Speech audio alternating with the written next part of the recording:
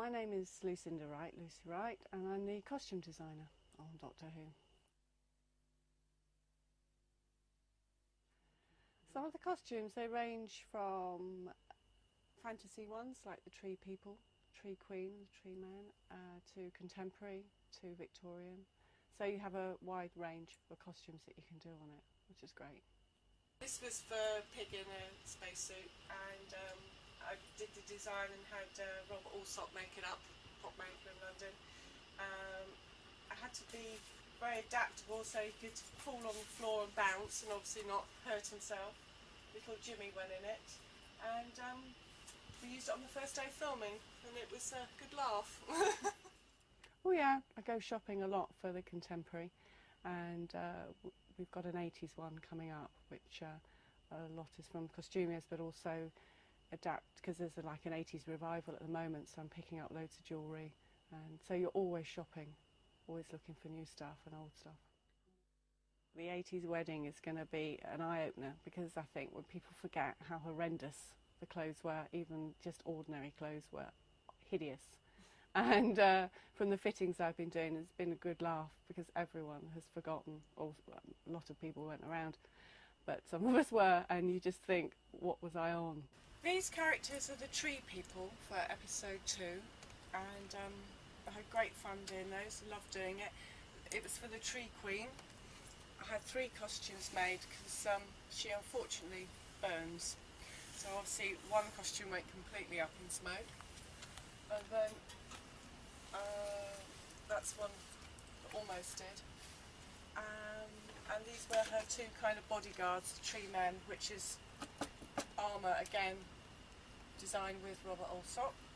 And it was great to be able to do something real fancy like. The hardest thing, to make them look realistic and believable. It's very easy to shove someone in a bit of rubber and a bit of tin foil and have them waddle off. So it's got to be believable, also interesting and good fun. The practical side is you've always got to remember they've got to breathe and move, which have had its moments on this job. Quite often I will buy an outfit a size up or a size down, and during this run you will find you use all the sizes, because people will change. How many jackets does the Doctor have? The Doctor has 2. One is for a double for stunt people.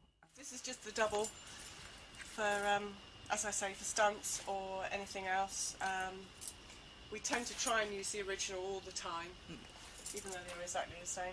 But his is getting quite scarred and battered, which is quite good really, because he is 900 years old, so that kind of ties in. And what's the worst that could happen to that? If someone nicks it, but it's got its own security guard at the moment, the jacket. It's always under lock and key.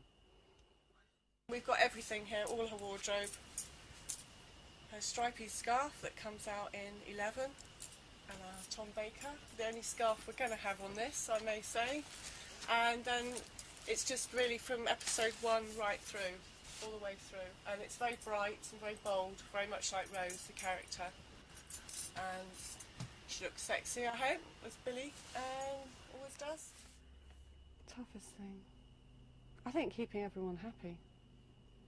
Especially on contemporary, because everyone has an idea of costume. Everyone has an opinion, whether they're right or wrong, and they will all voice it. And I think just keeping all the department, everyone happy, the actor, director.